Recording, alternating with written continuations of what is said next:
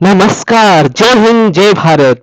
MP police आरक्षण भर्ती में हम आज करंट अफेयर्स देखेंगे और आपके तैयारी में 4 चांद लगाएंगे।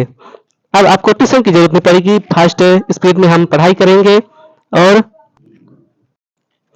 महाभारत के कर्ण पंकज धीर का निधन। 68 वर्षीय अभिनेता पंकज धीर का निधन 16 अक्टूबर 2025 को मुंबई में निधन हो गया। वे लंबे समय से कैंसर से पीड़ित थे। उनकी प्रमुख भूमिका बी आर चोपड़ा के महाभारत में 1988 में कर्ण की भूमिका उन्होंने की थी और उन्हीं से वो प्रसिद्धि हासिल की थी। और गृह मंत्री अमित शाह ने फारियों की प्रत्यर्पण सम्मेलन का उद्घाटन किया ताकि वैश्विक कानून प्रवर्तक सहयोग को मजबूती किया जा सके। आयुष मंत्रालय और फांसी ने आयुर्वेद आहार सूची जारी की ताकि पारंपरिक पोषण को आधुनिक खाद्य मानकों के साथ जोड़ा जा सके। 16वीं IREE 2025 भारत मापदंड में उद्घाटित विषय था भविष्य के लिए तैयार रेलवे। भारत थन्नेनी 8000 मीटर चोटियों पर चढ़ने वाले पहले भारतीय बने।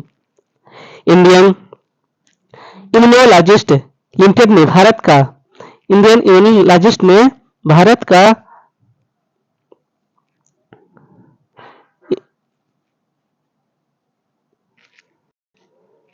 भारत थन्नेनी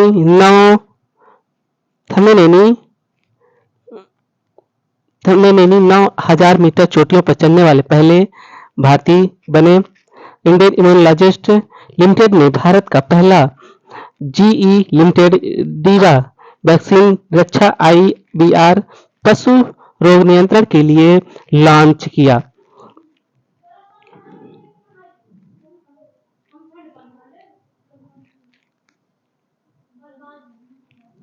और वित्त मंत्री निर्मला सीतारमण ने ITI धाकड़ में धात्री ब्रोनेस्ट इंक्यूबेशन सेंटर का उद्घाटन किया ताकि बायोटेक स्टार्टअप का समर्थन किया जा सके। और भारत में ग्लोबल एक्सचेंज का प्लेटफॉर्म लॉन्च किया जो कि 7 देशों के कृषि नवप्रवर्तकों को जोड़ता है और पुनर्ज्योति किसान के लिए भी है।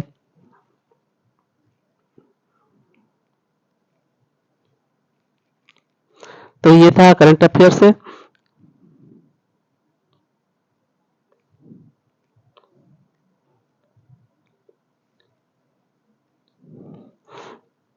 अब हम रक्षा की बात करेंगे तो भारतीय नौसेना और इंडोनेशिया ने 5वां समुद्र शक्ति अभ्यास 2025 विशाखापट्टनम में आयोजित किया। ईस्ट एक्ट पॉलिसी के तहत समुद्री समन्वय DRDO ने 32,000 फीट की ऊंचाई पर कॉम्बैट पैराशूट सिस्टम का सफल परीक्षण किया। और IAF और UK कैरियर स्ट्राइक ग्रुप ने भारतीय महासागर में संयुक्त और Arora Kumar British empire medal से सम्मानित थी।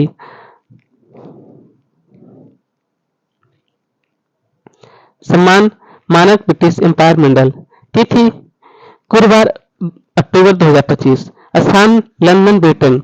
उपाधि पहली कुचिपुड़ी नृत्यांगना जिसे यह सम्मान मिला। प्रस्तुतियां बकिंघम पैलेस और डच डाउनिंग स्ट्रीट में दिवाली उत्सव समारोह पर प्रदर्शन किया।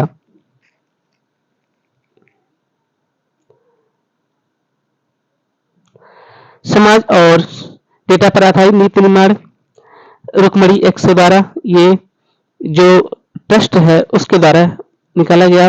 लोक डेटा एवं लोकतंत्र पर संख्या निष्पक्ष नहीं होती। वे जो लोगों की प्राथमिकता और पूर्वग्रहों को दर्शाती है उन्हें एकत्र करते हैं। विभिन्न में उपयोग डेटा निर्धारित निर्देशिका और पारदर्शिता।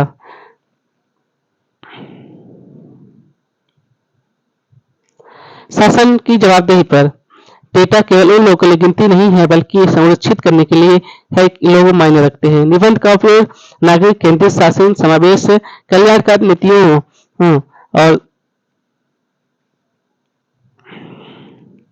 सामाजिक असमानता पर सांख्यिकी सर्वोच्च छिपा देती है जो उजागर करनी चाहिए। महिलाएं, दलितों और गरीबों की दैनिक वास्तविकताएं। निबंध में उपयोग सामाजिक न्याय, लैंगिक समानता और प्रतिबंधी। आज से जरूर पढ़िए। नीति निर्माण पर भारत की चुनौती डेटा में कमी नहीं बल्कि ये शुरू से सुनने कही है जो डेटा को कहता है। निबंध में उपयोग साक्ष्य आधारित नीति शासन सुधार जवाबदेही। तो आप ये आज का करंट अफेयर्स है और थोड़ा और देखेंगे।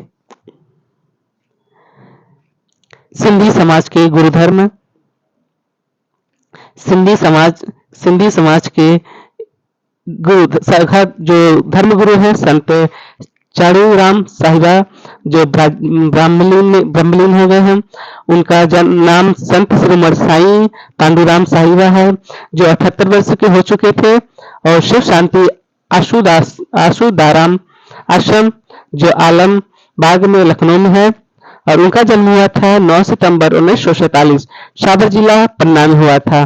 पन्ना जो कि मध्य प्रदेश में है, वहाँ उनका जन्म हुआ था। और आके के गांव सिंध प्रांत वर्तमान में पाकिस्तान में जो है। पिता सत साई आशुदाराम साहिबा है और स्थान शिव शांति संत आशुदाम आश्रम लखनऊ में इनका जो है स्थान था। तो उनका निधन हो चुका है। अब आगे चलते हैं। भारत 7वीं बार संयुक्त राष्ट्र मानवाधिकार परिषद UNHRC का सदस्य बन गया है। संगठन का नाम है संयुक्त मानवाधिकार परिषद UNHRC। भारत का चयन 7वीं बार हुआ है और कार्यकाल 2026 से 2028 तक रहेगा। ये 3 वर्ष तक चलेगा और कार्यकारी प्रारंभ तिथि 1 जनवरी 2026 से होगा। बर्तनोनी हरीश यूने में भारत के स्थायी प्रतिनिधि। भारत की पूर्व सदस्य आबादी 2006-7 से 2008-10, 2012-14, 2015-17, 2019-21 और 2022-24 तक पहले थी। जो प्रारंभ में अभी वर्तमान में जो है वो 1 जनवरी 2026 से रहेगा। ये जो 3 साल तक चलेगा। और भारत की पदस्थापना वर्ष 2006 जिनेवा स्विट्जरलैंड में है। कुल देश 47 हैं और सदस्यता की जो है प्रदेश सदस्य का कार्यकाल 3 वर्ष का चुने जा सके। देश में अंगोला, चिली, इक्वाडोर, मिस्र, Indonesia, Iraq, Italy, Mauritius, Pakistan, Slovenia, दक्षिण अफ्रीका और ब्रिटेन, वियतनाम जैसे देश रहेंगे। और RBI की भारत की DPI सफल 20 अरब प्लस UPI लेन-देन महीना हो गया है। मूल्य 280 अरब डॉलर हो जो सभी डिजिटल भुगतान का 85% भुगतान करता है। आप हमें बताइएगा UPI का फुल फॉर्म क्या होता है। यदि आप हमारे इस चैनल में नए हैं तो लाइक करिए, शेयर करिए। ऐसे ही विस्तृत जानकारी के लिए, करंट अफेयर्स के लिए। अंतर्राष्ट्रीय में हम चलेंगे तो अंतर्राष्ट्रीय ग्लोबल हंगर इंडेक्स 2025। भारत में थोड़ी सुधार। वैश्विक GHI स्कोर 18.3 अभी भी मध्यम भूख है।